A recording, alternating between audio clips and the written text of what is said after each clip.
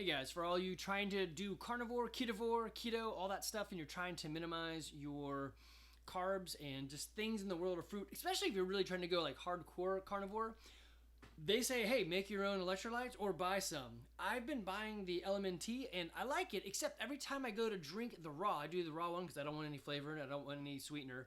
It tastes citricy, and I was like, this is weird. I can sort of taste the thing. Now, if you look at their ingredients, it says it's got, on this raw, it's potassium chloride. But then if you look down here on how it's made, they've got potassium citrate. And those are very different. So potassium chloride, potassium citrate, I mean, there's still potassium, but they load up differently. You're going to use a whole lot less potassium chloride in the mixture than potassium citrate. And you guys actually may be following recipes that are telling you, like, hey, use a large... So if it's like... If the amount of potassium is the same as magnesium, then they're probably telling you in the formula to use citrate, but you might have purchased potassium chloride, and they're going to do something different. So the potassium chloride, they actually get from mining and then distilling, and the potassium citrate they get by, I think it's potassium, oh man, there's another word, hold on, let me go figure out what it was.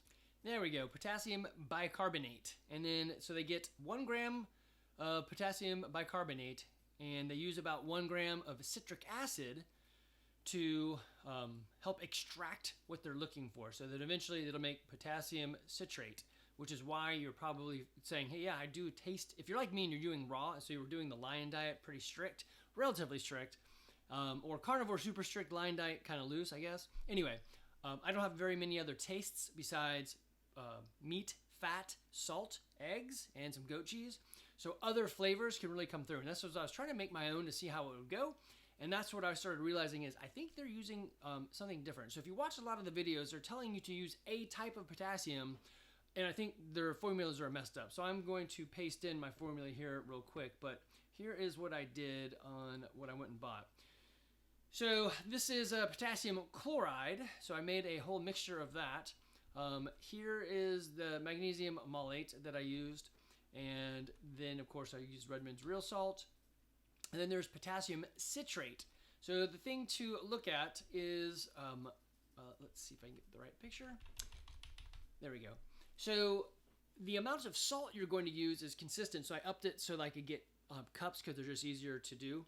So this is the problem you want to watch out. The potassium citrate, it says, hey, when you use a half cup of salt, you're also going to use 1/3 cup of potassium citrate. That's going to be not as great for your blood sugar. It's going to give you a spike, which is what we're not looking for. So it's going to remove us from ketosis. But it's easier on the stomach and the kidneys. But it's 1/3 cup. And then they said put 1/4 cup of magnesium malate in there. So the ratios are a little bit easier because they're in their cups. If you were to use the other type, it's 1/2 cup of salt and then 2.5 teaspoons of potassium chloride. So understand the differences here.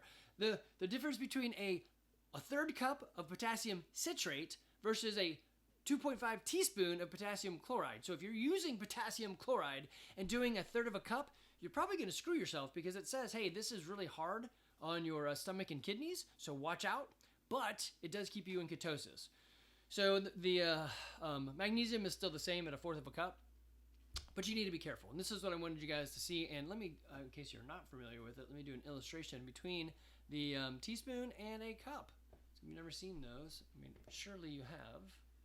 There you go. That's a decent picture. So how many teaspoons are in a cup? So they're dropping teaspoons into a cup. Actually, I don't even know.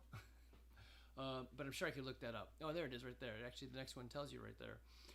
So there is a ton of teaspoons in a cup. And now, again, it was only 1/2 cup or 1/3 cup. But still, point is, teaspoon is tiny. A cup is not very tiny. So be careful when you're making these mixtures. You need to make sure that you're using the ingredients that they are actually putting in and the ratio they're putting in.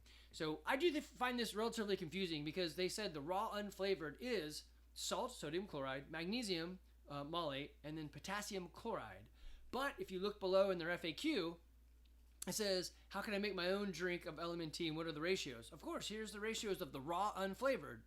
It's 1/2 teaspoon of salt, which gives about 1 gram of sodium, 500 milligrams of potassium citrate, which gives about 200 milligrams of potassium, which is not what they said at the top.